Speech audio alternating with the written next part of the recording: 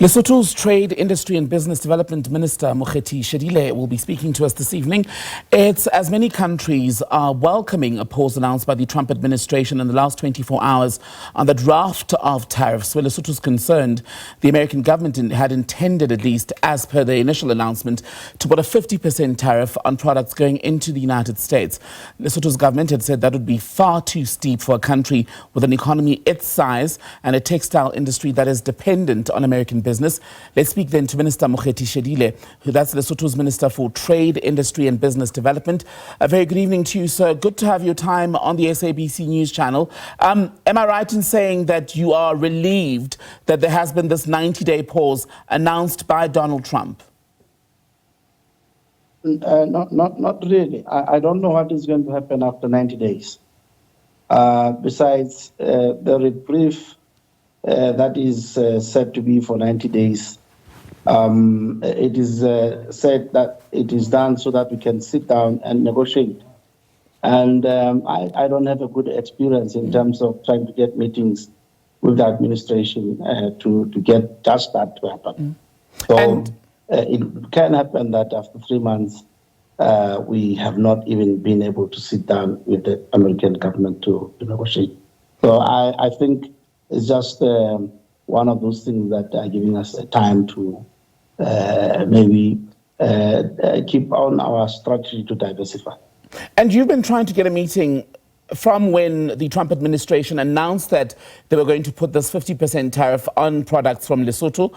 Yesterday, Donald Trump said, well, those who are going to be spared in this 90-day window will now be able to hold meetings. I know the Japanese, Vietnam are right at the front of the queue in terms of appointments that have been made public. Are you confident then, post what he said last night, that indeed you will be given an audience? I hope we will be given an audience. I'm not confident.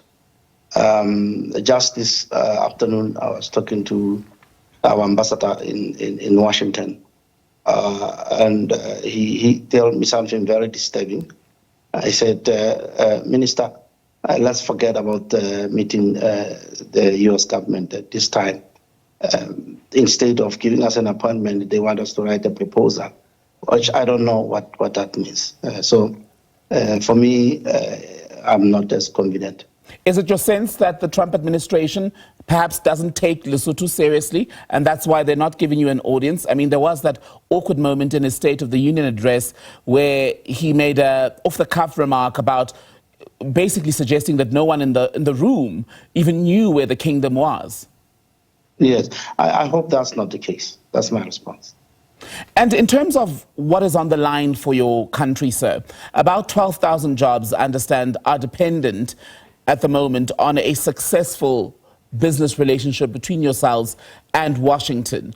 How much would be lost if that arrangement that you currently have now falls apart, including AGOA, by the way? Yes, we haven't done the numbers in full, but definitely out of that 12, at this point, I can estimate 9,000 would be in trouble.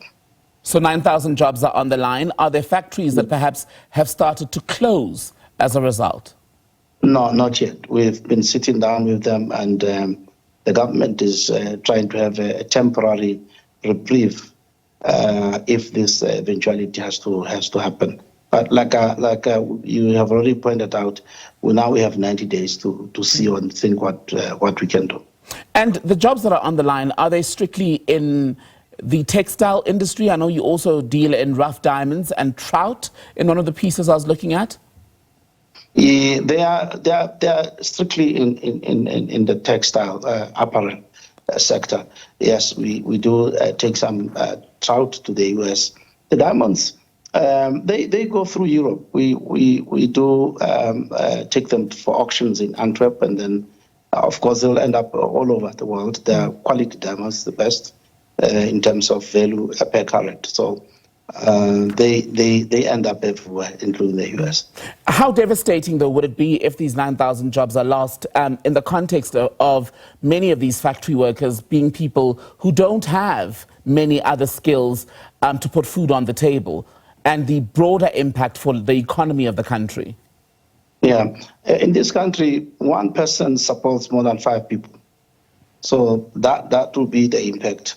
Besides, some economists here have estimated around an additional 40,000 that will be affected negatively because they depend on these other jobs to be in place. We are talking about people that do haulage, taking the cargo to Durban Port. We're talking about taxi drivers.